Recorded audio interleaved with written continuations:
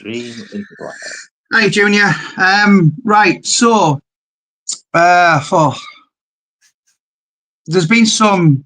I mean, do you know what? This is in the boxing industry. This is like Princess Di level. This is like the Queen level. I couldn't think of anyone. Well, you know more than anyone because you were his kind of up and you faced it for 10 years. Anyone who was more popular and more loved in the British boxing industry than Ricky Hatton.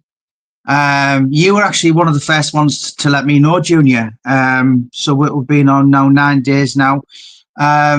Take me back 9 days ago. When did you first hear about the news of Ricky?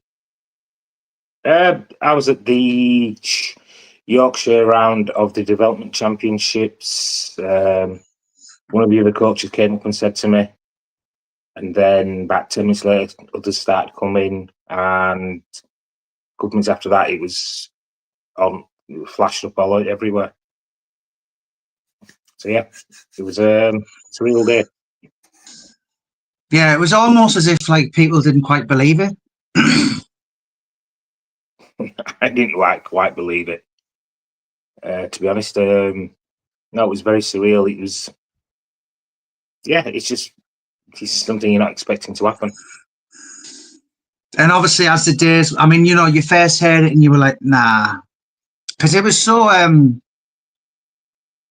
spontaneous news. It was so like, it was like, what? Like, obviously, you've seen him in the years and you've been around him quite a bit. And you'd almost thought like he'd kind of weathered the storm, if you like. His bad days were over, and then all of a sudden, this news just came out of nowhere. Yeah, the thing with mental health is it's never over. I don't actually know why he died, how he died. But if you're talking about the mental health side of it, it's an ongoing battle. It never goes away completely. It can always come back. You always have ups and downs, and it's just learning to deal with it day by day. And he seemed to be in a better place last time I spoke to him. And yeah, so it came out the blue to me and many other people. I know you said to me the other day, it was almost like that Sunday you were just literally in a daze the whole day. Yeah, I was at the championships. I had 2 lads entered, 1 lad boxed, the other lad got a bye, and everything happened, and you're present in the moment it happened, but nothing sunk in. And yeah, I mean, it took the next day to wake up and like, yeah, it was real. Yeah, as I said, I mean, I knew of him from about 95. Remember him as an amateur. One of my club mates was going to box him. Obviously, I was an avid reader of the amateur boxing scene in the 90s. That's why I probably first come across you. And you always knew he was kind of going to be special. Well, certainly I did. You know, he was kind of getting kids crying and that. And the body punching isn't something you see often in the amateurs, particularly someone who was so good at it. And obviously, when you went pro 97, I think it started to build up with you, which we're not really going to go into, you know, from about 99, you know, so literally you've had a rival with him for a quarter of a century. Obviously, your book, which we put back now on the back of, you know, to pay respects to, and also you want to add another chapter in, you know, because the book was ready to go out, and we're gonna add another chapter. You know, just paying your respects to Ricky, basically. But yeah, I mean, last week it was, you know, as I said, I did interview him. I saw him a few times at boxing scenes. I interviewed him for the Dominic Negus book because Ricky done the forward. But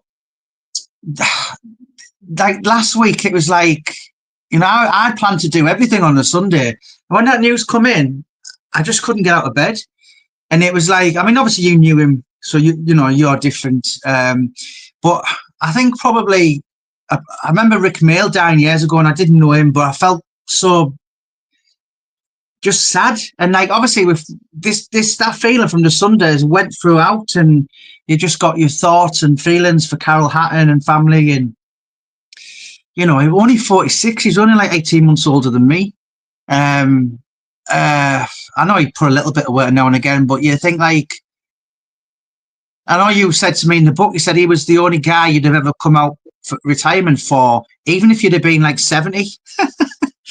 And, I mean, as I said, I think this book kind of captures that you did have like, and I know you was never fought, and he said he wasn't going to give you the payday and all this, but you have that kind of affinity with Ricky Hatton.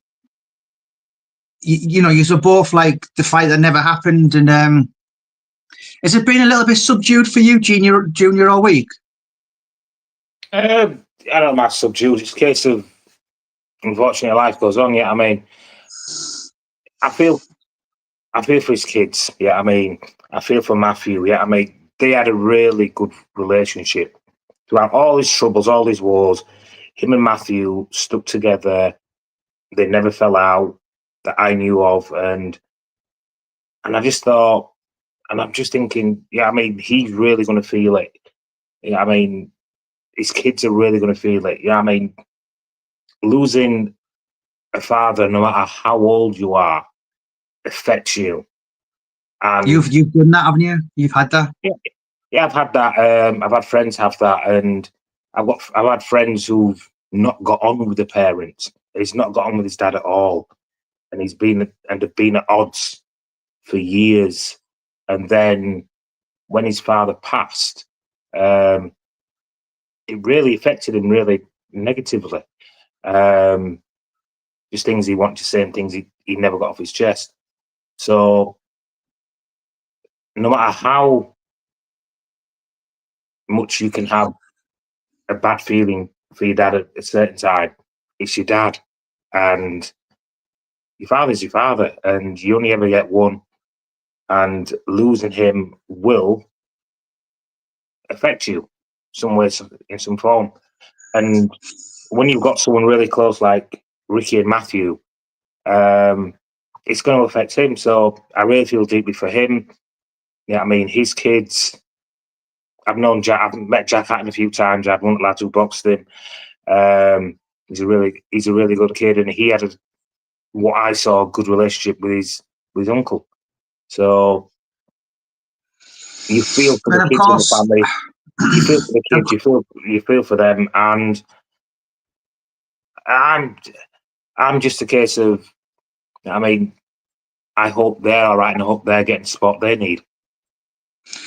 And of course, he had grandkids as well. Yeah. Mm. They will never get to know him the way they should do. Yeah.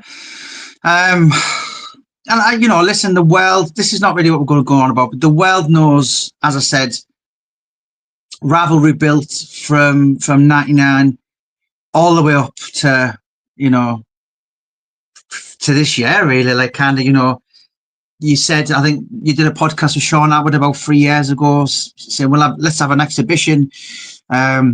Ricky had one coming up. We were going to release the book that month. Looking back on, obviously, you weren't really friends during your career, if you like. He turned up at your fight, you turned up at his. That's boxing. That's the territory in. That's what happens. He did it with Mayweather. He did it with a couple others as well. So that's what happens. Yeah, you were from Bradford, boxed out of Sheffield. So he was Manchester. You were the leading guys in the British division, Commonwealth, European, to world. You held world titles at the same level. He was Luke Skywalker, you were Darth Vader. But you chased the fight. You did what you tried to do. But you were rivals. Do you know what I mean? And some cats, Al Capone gave a very famous quote once. Sometimes please and thank you doesn't quite cut the mustard. So you had to chase the fight. But obviously at the end of your careers, you went to his gym quite a bit. You did quite get on quite a bit, didn't you? Yeah, of course I did. Listen, there's a lot of respect. There's a lot of love within what we are, who we are, what we achieve. When you go through something in the boxing world like we did, for the amount of time we did, we understand the roads we were on, and that understanding leads to respect. And we got on. We were best of friends, but we were friends. And we had some really deep conversations within the time. And it's weird knowing that he's not going to be around. Yeah, because obviously you're going to add another chapter to it. And listen, the books. Listen, the man's lost a life. The book is very in the backstage at this minute. But you did say in that book, Junior, you know, I hope one day I'd love to sit down with him and have a pint and just say, why? Do you know what I mean? Like, obviously that can't happen now. There's one funny story in the book where you saw him. I think you'd seen him at some boxing show and you went, "Oh, you, Hatton." And he turned around as if, who the hell's told me that? And then he saw you and he just started laughing and he was like, "All right, Junior." And, you know, I think in the end, I think even Ricky knew you had a job to do and you tried to make it like, you know, listen, when Ricky knocked out what was it? Castillo, I think it was. He did. That's how he got the Mayweather fight, by mocking Floyd on American television. You know, and you listen, he didn't come off, but I think there was a deep down respect between you, wasn't there? Oh, there definitely was. I'm not really going on about the career and what happened. It's just a case of, for me, we're just the good times we had. Yeah, I mean, we met up loads of times, loads of shows, been to his gym. He came to Ingle Gym, sparring with his kids. He had other kids. I remember, oh God, now. Remember his son coming and sparring, and a couple of fighters came. And we sat, we had chats. Yeah, I mean, he says, "Oh, come over to Tenerife with me. I'm going out next week." I went, "Nah, I'm busy. I had a fight coming up or something."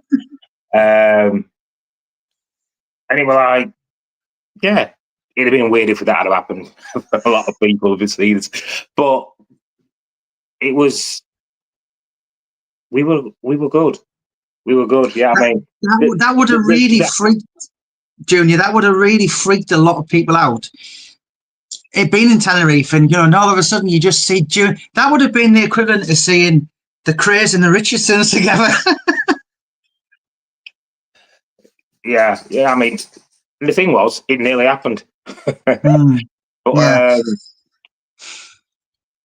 No, for me, I mean, it's all about reflecting on his life, reflecting on he had a brilliant career, he achieved so much, and within respects, he did everything he wanted to do. He won his world title. Yeah, I mean, he won the British. He did everything in his boxing career. He got on stage with Oasis. He got to see them. He's met his idols in that respect. So, I mean, he had a full life. It's just a shame it ended so soon. Yeah, and I mean, you've been through this. I'm just trying. So obviously, you boxed to your 40s. I mean, honest, listen, there's nobody better to ask than you. You know, you completed boxing, as your book says, British, Commonwealth, European, Intercontinental, world titles. How hard is it, Junior, when all of a sudden you are famous, you are, you know, under the skylights, and then all of a sudden it stops? It's a big change, and it's extremely hard, and it all depends on where you got to. Yeah, I reached the top. Ricky reached the top, but Ricky reached it on a different level to me because he got the acclaim with it, and he got that extra bit of fame. And for me, it was easier because before I actually hung up the gloves, I'd I'd transitioned into coaching. I got my amateur badge, and I'd done some stuff with lads. I always knew I was going to go back into coaching. And for Ricky, we're like, as far as I knew, when it finished, then he went into coaching, then he went into management. And he didn't have that transition the same way. So it was a little bit harder. I mean, actually, Junior, he actually established Hatton Promotions in 2009. So he's actually been a promoter as he's fighting. And obviously, that was highly successful for a lot of years. You know, he had some really decent names as well. You know, a lot of the Manchester crowd, Denton for Cells and all this kind of thing. And almost at one point, he's kind of, you know, this is well before, I mean, Eddie Hearn's first show was 2010 or 2011. So this is before Hearn, and Frank Warren kind of flagged then. Obviously, he lost Sky Sports and he brought up Box Nation. And at one point, Ricky Hatton, and there was David Hay as well. So he was kind of almost the number one guy, if you like, for promoting in Britain. Yeah, but promoting and managing is two completely different things. It's different worlds. And that's the thing. He transitioned into management, not really into the training side. And the promoting side is a completely different world. And when you're up in that, you're flying, and then it just drops off exactly the same. And Hatton Promotions, when you're talking about in that respect, haven't gone anywhere. So that kind of died down. He's now, well, he was realistically a manager trainer, and he was working more on that side of it than the promoting side. I'm not saying never promoted fighters. I'm just saying he didn't have a TV show. Didn't have that world had gone away from him. Yeah, and he moved into the training management side. I mean, do you know, when you're talking, I mean, there's a very famous quote what your mentor said, and he said, "That's the thing about life; it goes on." And you know, I know the well stopped for a lot of people the last week or so, and you know, I'd had planned all sorts last week, speak to this journalist, speak to that. And what I found in the boxing industry, the boxing world, if you like, it's a small world. Everyone knows everyone is. Now's not the time. You know, speaking to journalists, papers, boxing news, all this kind of thing. Obviously, we put the book back, and I've got other things going on. The Mickey Duff book has took a hit, and it's like, people just, it's literally like, it's almost like the 9/11 news in boxing. And I don't think any fighter could ever. I think we might have said it in the book, you know, Henry Cooper was loved. He was adored. Frank Bruno was a national treasure. You know, he was almost a loser, if you like. He kept losing to Witherspoon, Bonecrusher Smith, Tyson, Lewis, come back, won the world title. But Ricky Hatton, it was another level. It was like, almost sold my pipe, watch this, and, you know, the book. The difference is the world's changed. Yeah. Massively from when Bruno about, from Cooper about. The world's progressed, it's moved on. And at the minute, for that period of time, it was all about Ricky Hatton. Everything was about Ricky Hatton in boxing within the UK. He was biggest thing. And when you look at when Bruno came through, the world was a different place. But Bruno was realistically as big. But now, in this era, it's harder to get the same recognition. It's harder to get that same interest within the world, because we are very much the people are very much a 20-second interest. They're interested for 20 seconds, then they move on to the next thing, then move on to the next thing. And that's where the world is right now with social media. And Ricky's managed throughout that to stay relevant. So, yeah, I think the thing is, well, you said in your book, and I can fully get this, you know. But when there was maybe 2005, 2006. There was Ricky Hatton, there was Joe Calzaghe, there was David Hay, and Sky backed Ricky Hatton. Calzaghe and David Hay had to take a backward step. Their careers suffered on the on the vast popularity of Ricky Hatton because, you know, he was their golden boy, if you like. And I watched a video the other day, I think Aaron sent me, Dominic Ingle was talking, you know, and even though he was signed with Frank Warren, and Hatton was signed with Frank Warren, Ricky was his boy. But I mean, you know, looking back now, as I said, I keep telling you, you're in your 50s, granddad, flat cap, whip it, paper under your arm. Granddad these days. You carry on with your scenarios, what you want to do. Leave me alone. I'm not in your world. And, you know, looking back, Junior, with hindsight, it was an incredible journey. Look, the fight didn't come off, but as I said, you were two people. And what's your memories of Ricky? Like, kind of, you know, in the last week, what have you looked back and you just, because when the news comes and people die and that, what I do on a personal level, I kind of go back to meeting him and all different levels and remember that happened, remember that. And you must have had that in the last week where all of a sudden stuff comes back to you that you just forgotten. You're thinking, wow, yes. And, you know, you were on a lot of his undercards and obviously the whole Manchester crowd was there. Farnell was there. Gomez was there. And yeah, I mean, that whole period was brilliant for local boxing. Keeping the shops back up here. We'd had the Naz era, moved up to Manchester side. I was in Manchester all the time. And we've had loads of press conferences, things that we said off camera, little digs, little comebacks. And yeah, I look at it and I just think, yeah, I mean, he was a big part of my career. Yeah. Yeah. And as many times I tried to get away from the whole thing and not talk about him. So when I was brought it back in and they concentrate on that little bit. So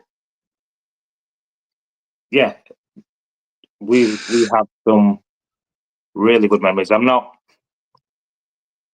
remember just being at shows, seeing him in change rooms, just walking around, the press conferences, watching him weigh in, watching the opponents weigh in, and just thinking, he's got an easy one tonight. He's going to do well tonight. This is a little bit tougher. And the things we do with everyone. I mean, times after party fight with him and Matthew and Ray and Carol were there, and it was just fights and being at shows, seeing him at ringside, and just having banter and not digging banter, just laughs between us. Yeah, so it's like, yeah, okay, all good.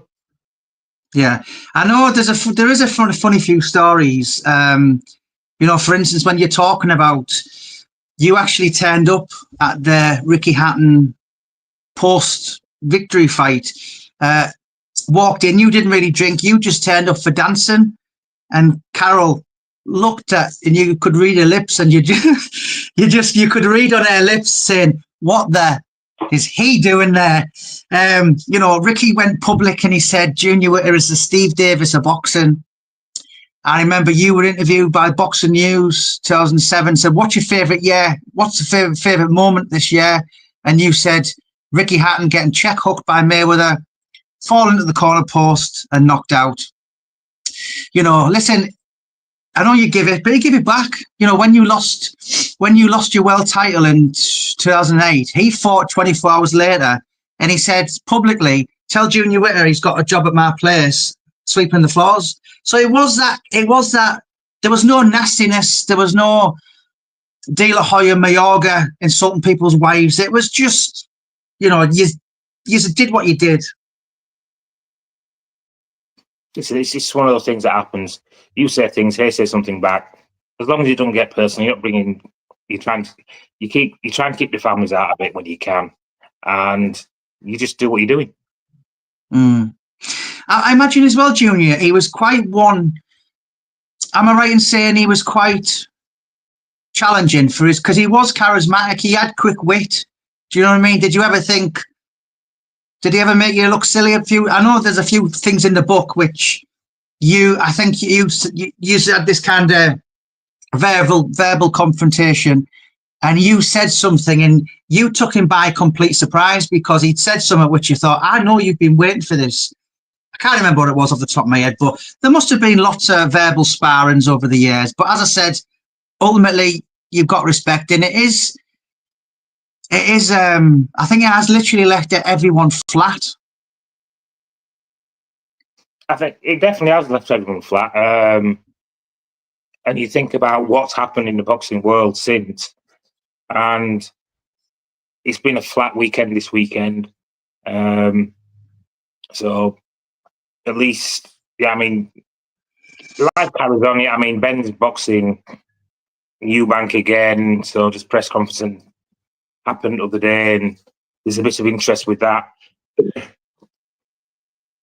But yeah, the boxing needs to kick back in, needs to get another big fight on the cards and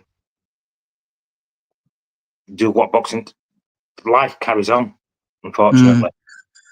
Yeah, that's the thing. That's what sort of Brendan Ingalls said. And you know, when that news did come in, I'd stayed up all night to watch Canelo against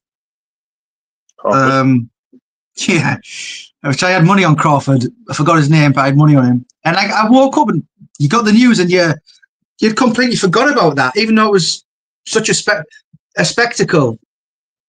And you know, as I said, what I do is I've got books, and I'll speak to several papers, magazines, radios, podcasts. And basically the door's just been closed, and I totally get it. And I've never seen it.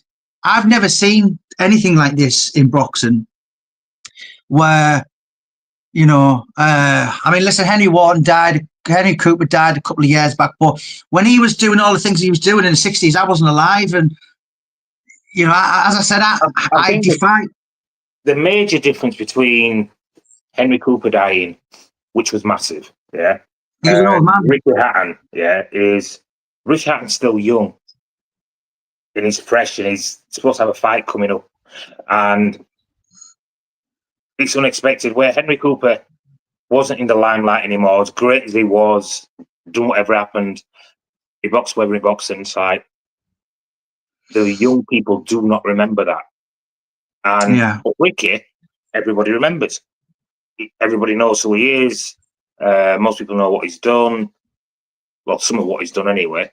And he's still a popular personality within the world of boxing and the social media side.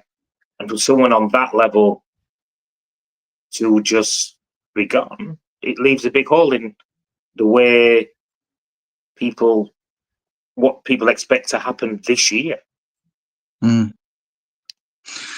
Yeah. And I mean, obviously the funeral, you know, there's not been any word of it yet. And I said when the news, I said that will stand Manchester, the city of Manchester still and beyond. You know, I spoke to people from Middlesbrough on a go, didn't even really know him.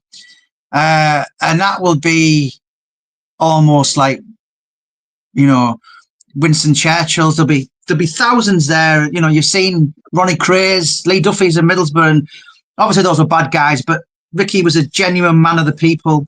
And that's what I think his sending off will be. There'll never be a funeral in boxing like this one coming up, one would imagine.